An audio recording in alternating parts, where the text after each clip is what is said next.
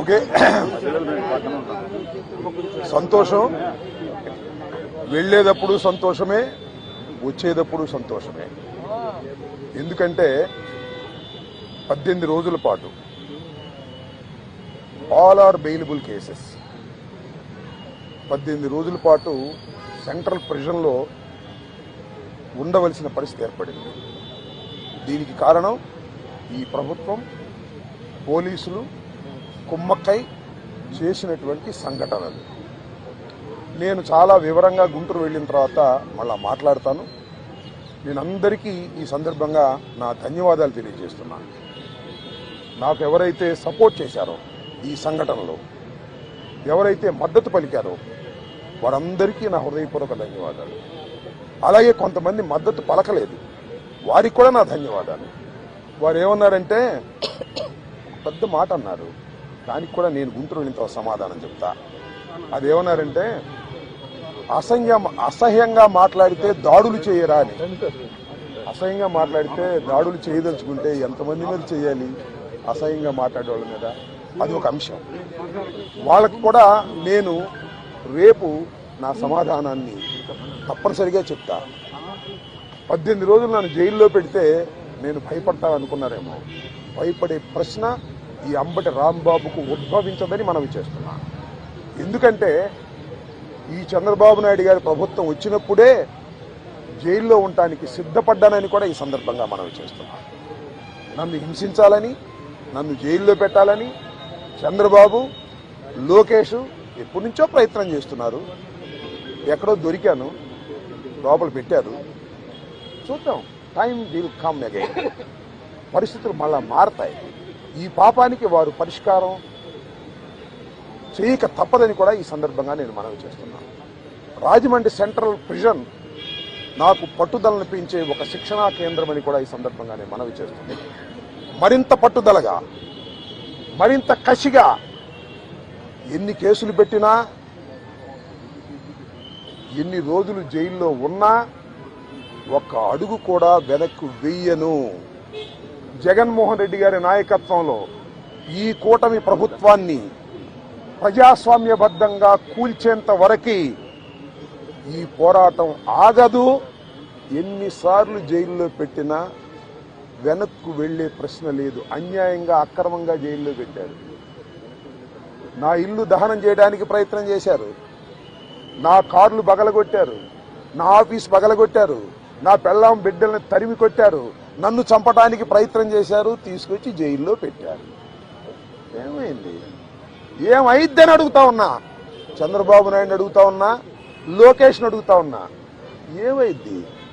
ఏమైద్ది? ఏమీ కాదు. మళ్ళా కాలం గిరున తిరిగి వస్తుంది.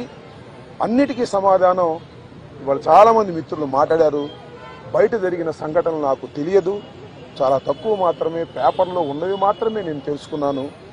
జైలు జీవితాన్ని నేను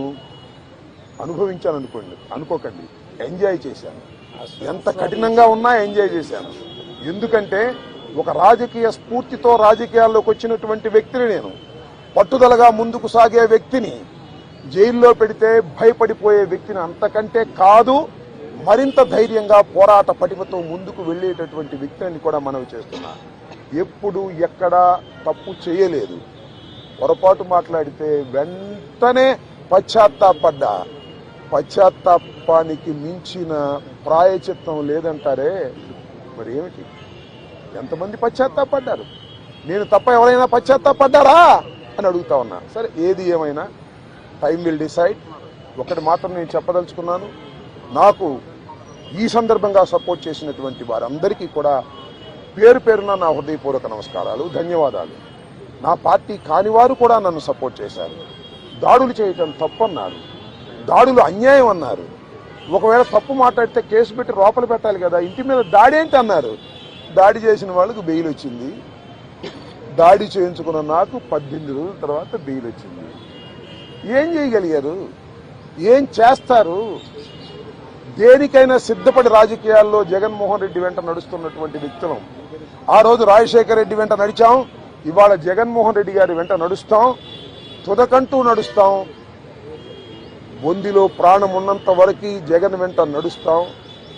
ఏ విషయాన్నైనా, ఎన్ని కుట్రలనైనా, ఎన్ని కుతంత్రాలనైనా ఎదుర్కోవడానికి సిద్ధంగా ఉన్నామని కూడా ఈ సందర్భంగా మనవి చేస్తున్నాను.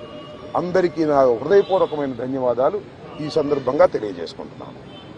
మళ్ళా రేపు వివరంగా గుంటూరులో ప్రతి విషయం గురించి కూడా నేను మాట్లాడతాను. ఇంకొన్ని అడిగితే అడగండి.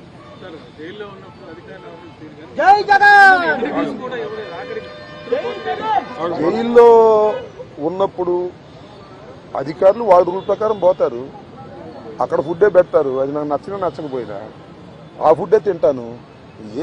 కలకాలం తింటాను ఆ ఫుడ్. ఆ పెట్టిన ఫుడ్ నాకు నచ్చలేదు, ఎందుకంటే కొద్దిగా డబ్బులు ఉండవాళ్ళం కదా, మంచి ఫుడ్ తింటాం. జైల్లో మంచి ఫుడ్ కావాలంటే వస్తుందా? కోర్టు వారు నాకు ఆర్డర్ ఇవ్వలేదు.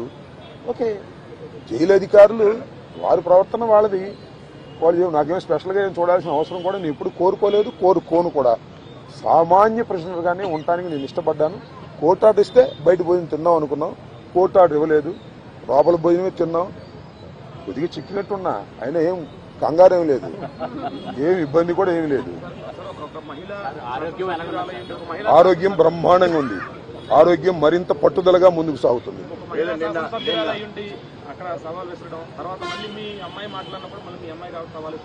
సరే, ఇప్పుడు వాళ్ళ గురించి వాళ్ళని ఉపయోగం ఉంది.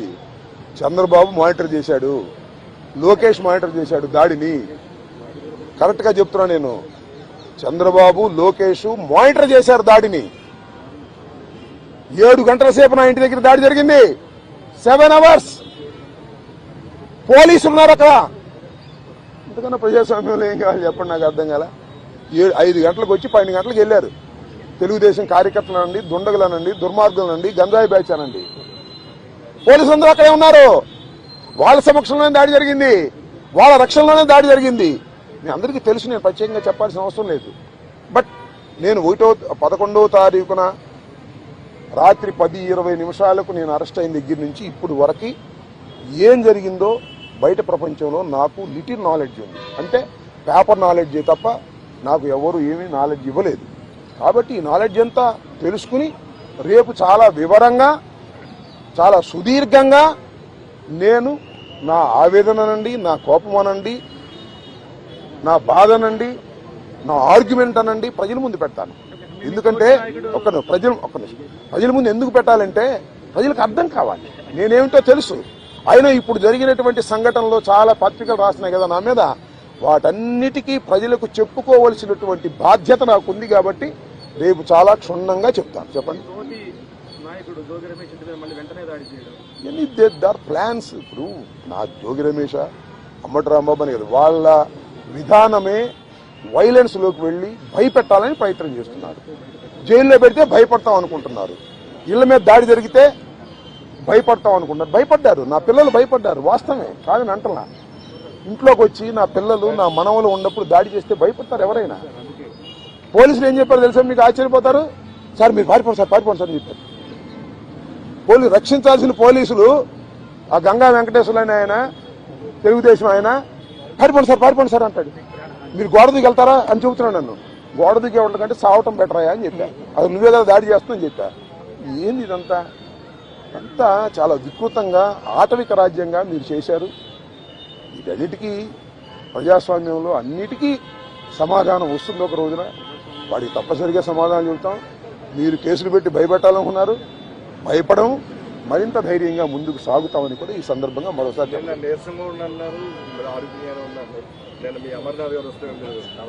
ఆయనకి అట్లా కనపడ్డానేమో. నేను నీరసంగా ఎప్పుడూ లేను, లోపల ఏది ఇబ్బంది పడలేదు. కాబట్టి బాత్రూమ్ దగ్గర జారి కొద్దిగా పడ్డాను, నా అంతా నేను ఎవరి తప్పు లేదు. ఆ బాత్రూమ్లు అన్నీ ఉంటాయి కదా, మనం అలా ఉన్నాయంటే జైల్లో ఎలా ఉంటాయి అలాగే ఉన్నాయి. దాని గురించి పెద్ద ఏమైనా షవర్ ఉందా? లేదు కదా. So I don't care all these things.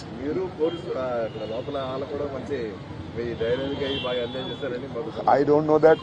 ఇప్పుడు నేనైతే ఒకటి, ధైర్యాన్ని వీడలేదు, వీడను,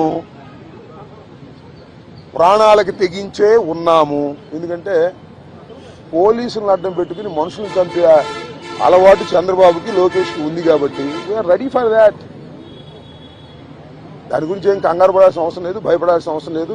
జైల్లో పెడితే భయపడిపోతాం అనుకునే పిచ్చి వాళ్ళు జైల్లో పెడితే మరింత ధైర్యంగా పోరాడతాం అనే విషయాన్ని తెలుసుకోవాలి అనేది నా భావన.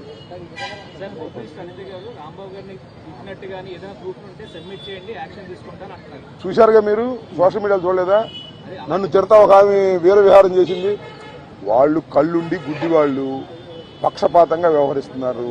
హోంమంత్రి చేతిలో ఉంది గుడ్డి మైక్ తప్ప. ఆమె మైక్ హోంమంత్రి అంతా లోకేష్ చంద్రబాబు కదా మానిటర్ చేసేది. ఆమెం చేస్తుంది పాపం, అనిత ఏం చేస్తుంది?